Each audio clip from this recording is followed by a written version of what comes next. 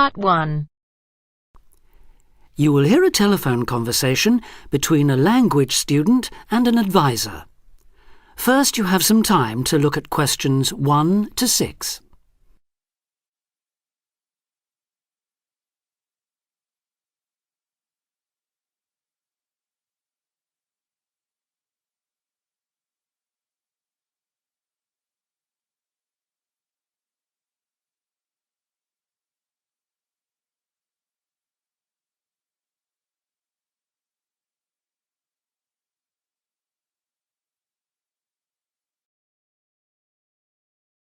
Now we shall begin.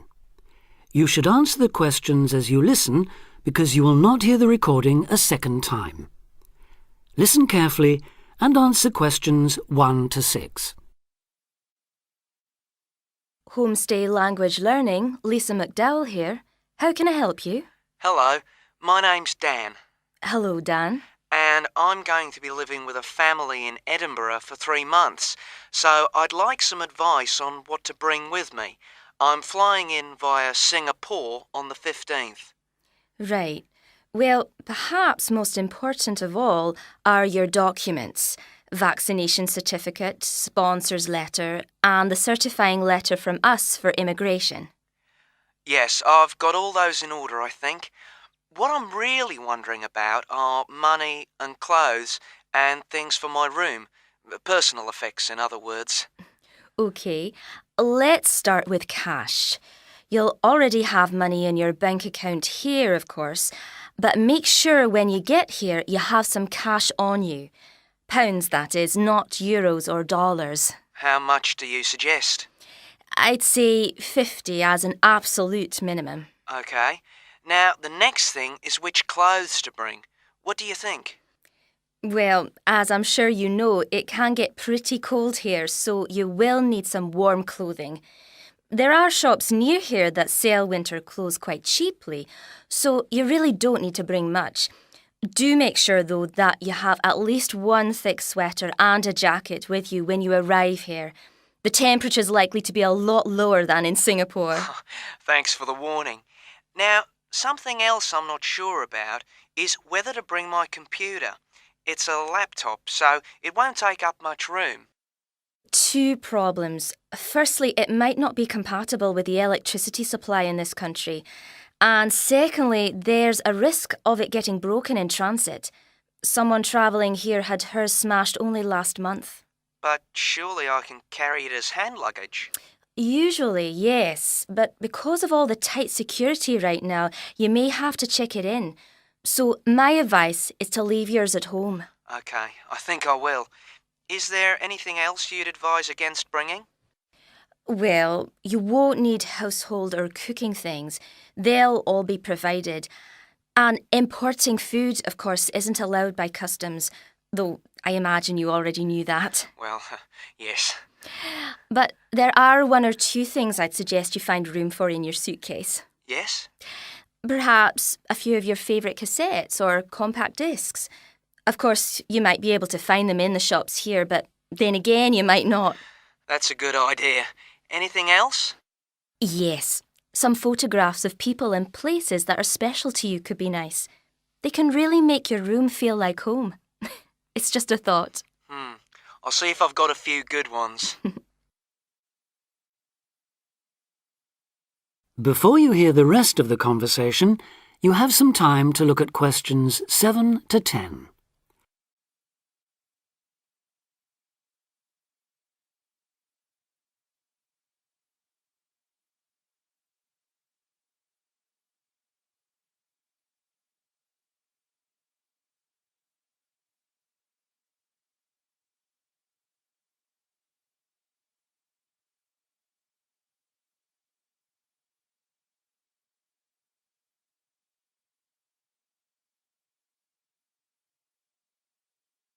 Now listen and answer questions 7 to 10.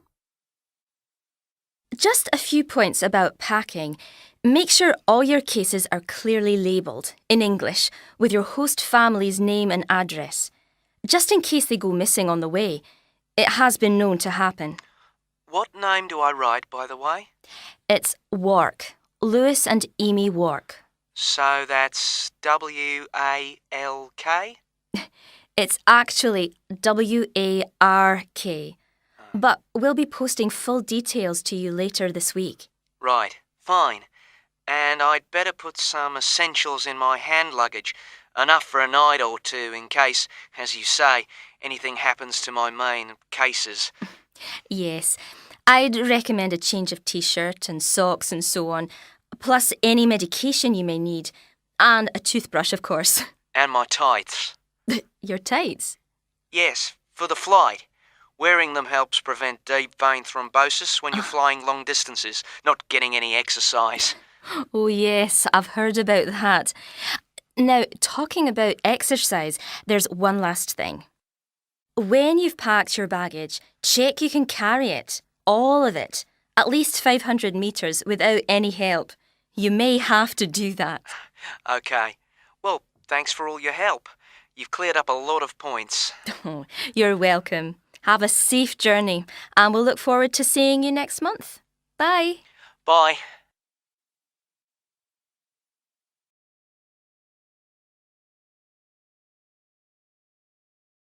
That is the end of part 1. You now have half a minute to check your answers.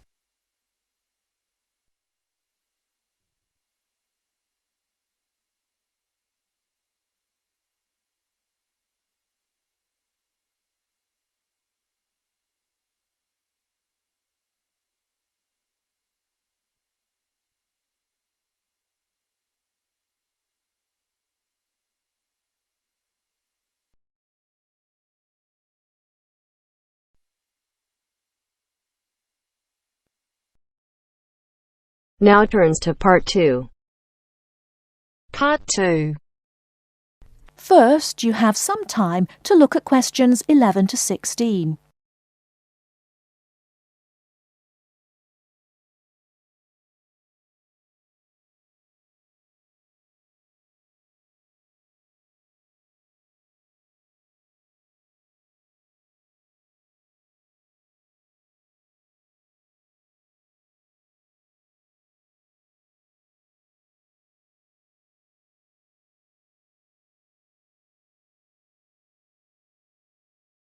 Now, listen carefully and answer questions 11 to 16. I'm here today with Helen Warner, who has been a vegetarian for many years and is going to talk a little about vegetarianism. Helen, the concept of vegetarianism seems to have interested a number of our listeners, who have sent in some questions. To begin, what made you want to become a vegetarian? Well, when I was 16, I had friends who were vegetarian and they introduced me to the idea. My parents were typical of their generation and ate meat at least 3 or 4 times a week, so I didn't really think about it too much until a few years later. It was while I was at university that I really thought about it and decided that it was unfair to eat meat when there are so many alternatives available.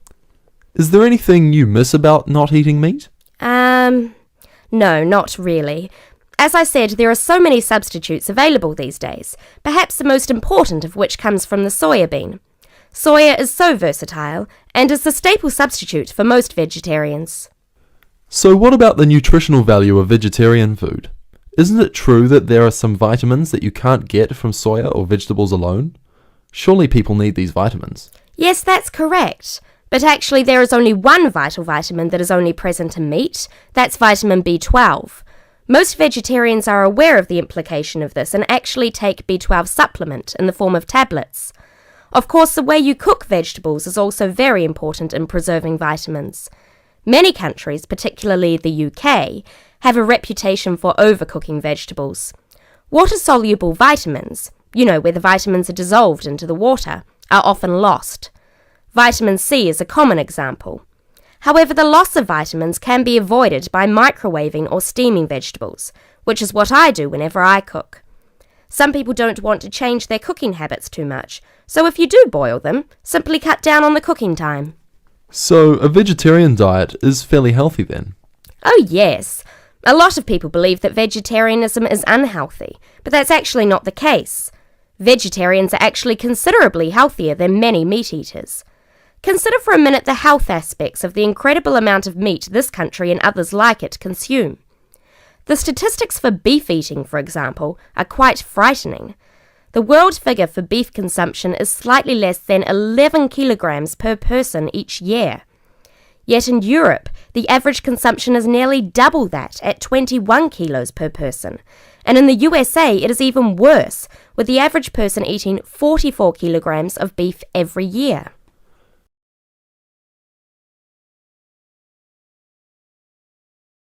Before you hear the rest of the talk, you have some time to look at questions 17 to 20.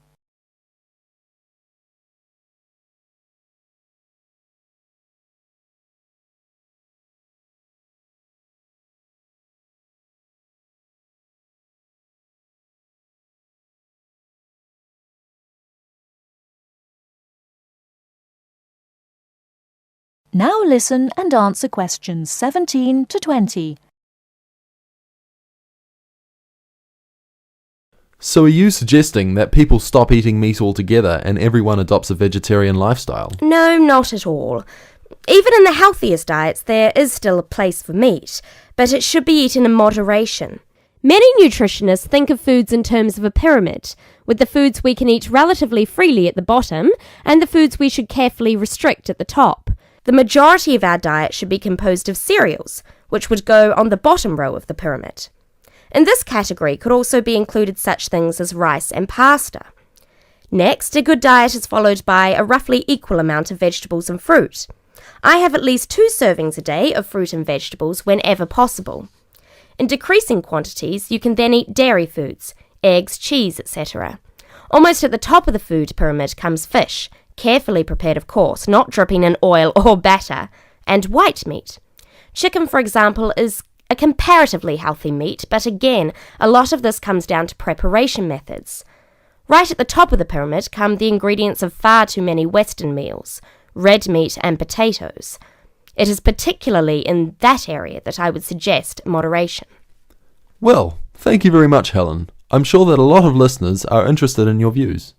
How could they find out more about the health benefits of vegetarian options? Well, there are lots of websites and books on healthy eating and vegetarianism, but it is always important to remember to consult your doctor before making any radical changes to your diet or lifestyle.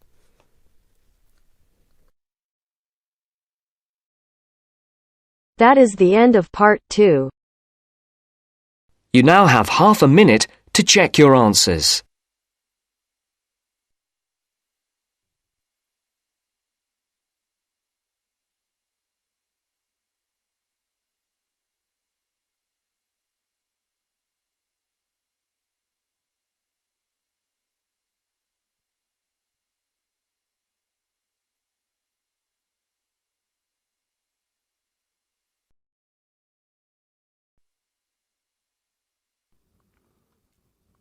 Now turn to Section 3.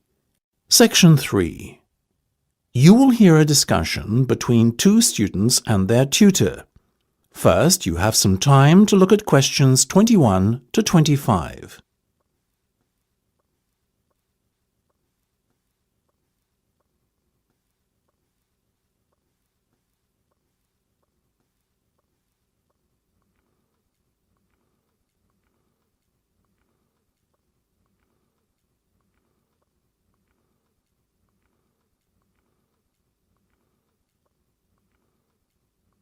Now listen carefully and answer questions 21 to 25. Okay, guys. First off, well done. That was a very good presentation yesterday. Now I'm just going to ask you questions about it before I give you my feedback. That okay? Sure. Of course. Right. Well, in that case, tell me, Niall, why did you choose to talk about Rafael Nadal? To tell you the truth, I didn't. I think I'd better let Sheena handle this one. Sheena? Yes, it was my decision to pick Nadal. Now, that might be a strange choice for a presentation entitled Someone Who Inspired Me to Study Psychology, but... Yes, but I was going to say, it does seem rather an odd choice. Was it simply down to the fact that he's a sporting hero of yours and so a role model? You talk about him a lot, Sheena, so this much is clear. It's true. Nadal is someone I look up to, but my reasons for choosing him were totally professional. You see, I doubt perhaps in the history of tennis that there was ever a better match player than him, and that got me thinking, what is the secret to his success? How does he control his nerves so splendidly? The more we started to look into his background, the more I realised Sheena was right. Nadal was a perfect candidate for this study. He is, on so many levels, a very well-balanced character, and it was fascinating to gain an insight into the mind of this great champion over the last few weeks. I'll admit that I was at first somewhat unsure about whether or not I should back Sheena on this one, but it didn't take long for our research to put us at ease. So, while most of the students were researching Freud and other visionaries in the field of psychology and psychoanalysis, you were looking into a present-day sports star? Does that not strike you as a little odd? Of course, we knew it was a risk. After all, there was a danger that no one, least of all you, would take us seriously when we stood up on stage and started our presentation. That said, I think it is in the spirit of psychology to be inquisitive and adventurous and not just stick to the conventional. Otherwise, how would the field have come so far, as it has done already? Well, I must say, your risk certainly paid off. Yours was, without a shadow of a doubt, the most interesting and original presentation I saw. And judging by the reactions of the other students, I would have to say that everyone else was equally impressed. Thank you. I'm so glad you think so. Yes, but notwithstanding your excellent presentation content, we must remember that the marks for this project are awarded based on a number of criteria, and we'll examine those in a few minutes.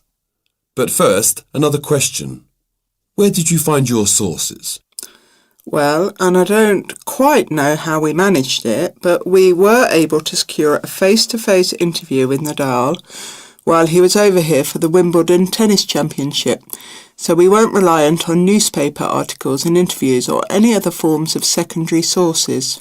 We did, however, find the library's sports archive an invaluable backup aid to help us fill in the gaps and piece together our interpretation of what makes Nadal such a mentally strong champion.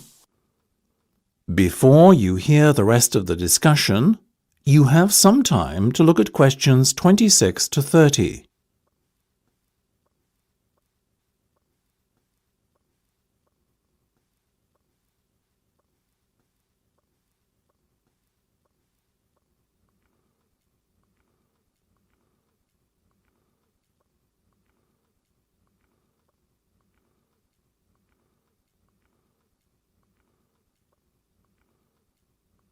Now listen and answer questions 26 to 30. Okay, well, as I said, congratulations again for your excellent work. Now it's time for my feedback. The first area where marks were awarded is in your use of equipment. I felt that had you not been a little too reliant on the overhead projector, and had you, for example, used the interactive whiteboard and audio equipment a little more effectively, you would have received top marks in this section. As things stand, though, your use of equipment was still very satisfactory. It's just a shame as it was an opportunity missed to score full points. The next area I was asked to assess is content.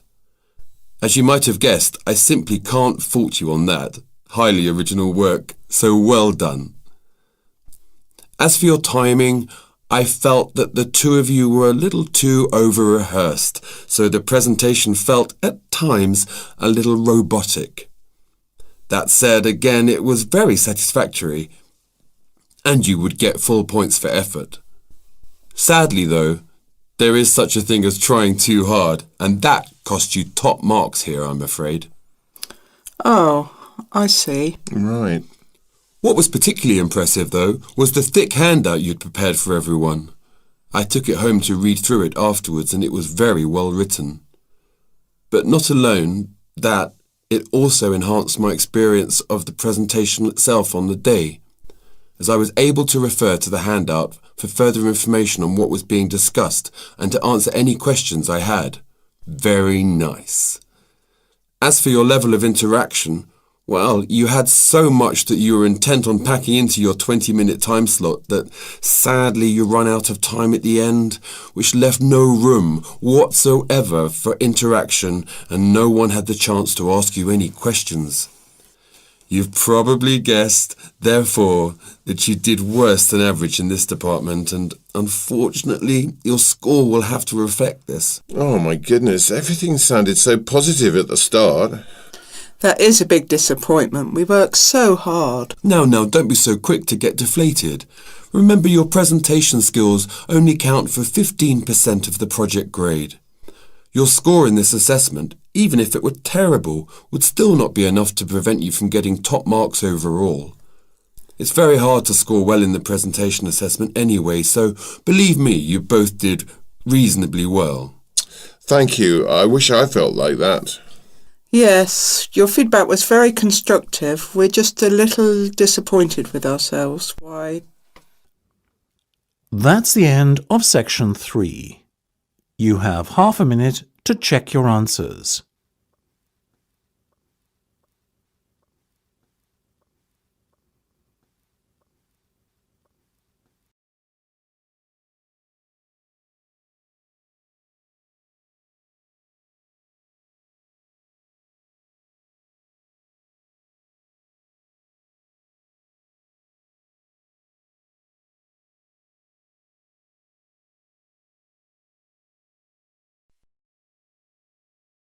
Now turns to Part 4. Part 4. 9. Listen to the second part of our lecture. As you listen, complete the notes below.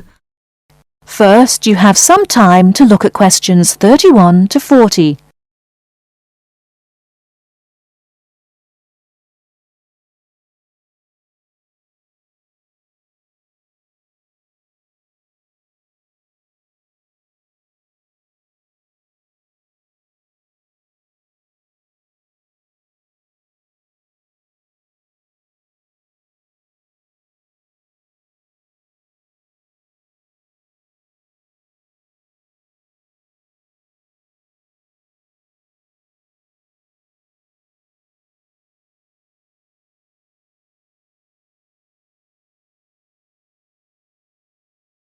Now listen carefully and answer questions 31 to 40.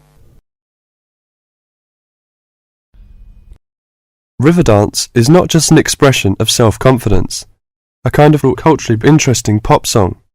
It tells the story of a people through song and dance.